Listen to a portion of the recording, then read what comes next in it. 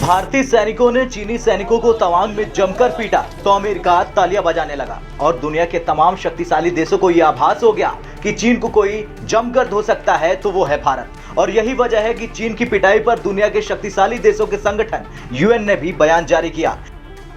संयुक्त राष्ट्र के महासचिव एंटोनियो गुटेरेस ने कहा कि दोनों देशों को तनाव कम करने पर जोर देना चाहिए। अरुणाचल प्रदेश के तवांग सेक्टर में भारतीय और चीनी सैनिकों के बीच झड़प पर संयुक्त राष्ट्र के महासचिव ने कहा, दोनों देशों को सीमा तनाव को कम करने पर जोर देना चाहिए। सीमा विवाद घटना हमारे संज्ञान में है। हम दोनों देशों से सीमा तनाव को कम करने का आह्वान करते हैं। दोनों देशों को ये सुनिश्चित करना चाहिए कि झड़प क्षेत्र में और तनाव में न बढ़े। वैसे अगर यूएन सचिव के बयान को ध्यान से समझे तो ये साफ होता है कि भारत चीन पर 20 है और चीन को टक्कर देने के लिए दुनिया सिर्फ और सिर्फ भारत की ओर देखेगी। और ये बात अमेरिका से लेकर यूरोप को भी पता है। शायद यही वजह है कि अमेरिका ने तवांग में चीन के सैनिकों के पीटने पर अपनी प्रतिक्रिया में भारत की सराहना की। पेंटागन प्रेस सचिव पैट राइडर ने कहा, चीन इंडो पैसिफिक रीजन में अमेरिकी सहयोगियों और साझेदार देशों को जानबूझकर उकसा रहा और हम अपने सहयोगियों की सुरक्षा के लिए अपनी प्रतिबद्धता पर अडिग हैं। हम अपने सहयोगियों की सुरक्षा सुनिश्चित करने की अपनी प्रतिबद्धता पर तत्पर हैं। भारत की ओर से तनाव को कम करने की कोशिश का हम समर्थन करते हैं।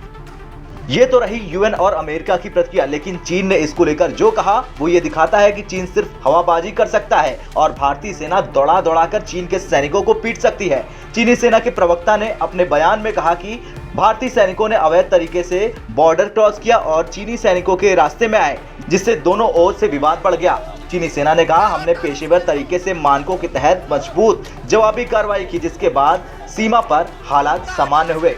चीनी सेना के वरिष्ठ अधिकारी और पीएलए के वेस्टर्न थिएटर कमांड के प्रवक्ता लोंग शाओ हुआ ने कहा, भारत चीन पर तैनात अपने सैनिकों को सख्ती से नियंत्रित करे और चीन के साथ मिलकर बॉर्डर इलाकों में शांति बहाल करे। उन्होंने कहा कि 9 दिसंबर को भारतीय सैनिकों ने सीमा को अवैध तरीके से पार करने के बाद रूटीन पेट्रोलिंग कर रहे चीनी सैनिकों के काम में बाधा डाली, जिसके बाद ये झड़प शुरू हो गई।